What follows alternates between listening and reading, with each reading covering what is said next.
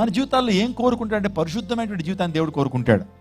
మన శరీరానికి పరిశుభ్రత, మన హృదయానికి పరిశుద్ధత అవసరం. శరీరానికి ఏం అవసరం? చాలామంది 3 రోజులకు ఒకసారి స్నానం చేస్తూ ఉంటారు, అంటే వారికి పరిశుభ్రత ఉండదు. నేను చెప్తున్నాను, శరీరానికి పరిశుభ్రత అవసరం, హృదయానికి ఏం అవసరం? పరిశుద్ధత అవసరం. మన దేవుడు పరిశుద్ధుడు కాబట్టి మనందరూ కూడా పరిశుద్ధంగా ఉండమని చెప్పాడు ఆయన. నిజంగా డానియేల్ తన జీవితంలో తన అపోనెంట్స్ కూడా, అంటే తన యొక్క శత్రువులు కూడా, they could not find a fault with in Daniel. డానియేల్లో శత్రువులు కూడా ఒక ఫాల్ట్ని కూడా వారు ఫైండ్ అవుట్ చేయలేకపోయారు. ఒక మిస్టేక్ని కూడా వారు వెతకలేకపోయారండి. నేను మాటలో చెప్పారంటే మిస్టర్ పర్ఫెక్ట్ ఎవరు? దానియేలు.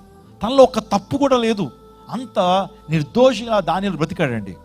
పరిశుద్ధాత్మ దేవుడు కూడా దానియేల్లో ఒక తప్పును కూడా ఎక్కడ చూపించలా.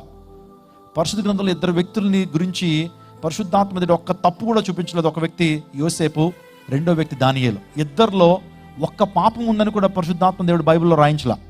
వారిద్దరు కూడా పరిశుద్ధమైనటువంటి జీవితాన్ని జీవించారు. దానియేలు, యోసేపు పరిశుద్ధమైనటువంటి జీవితాన్ని జీవించాడు.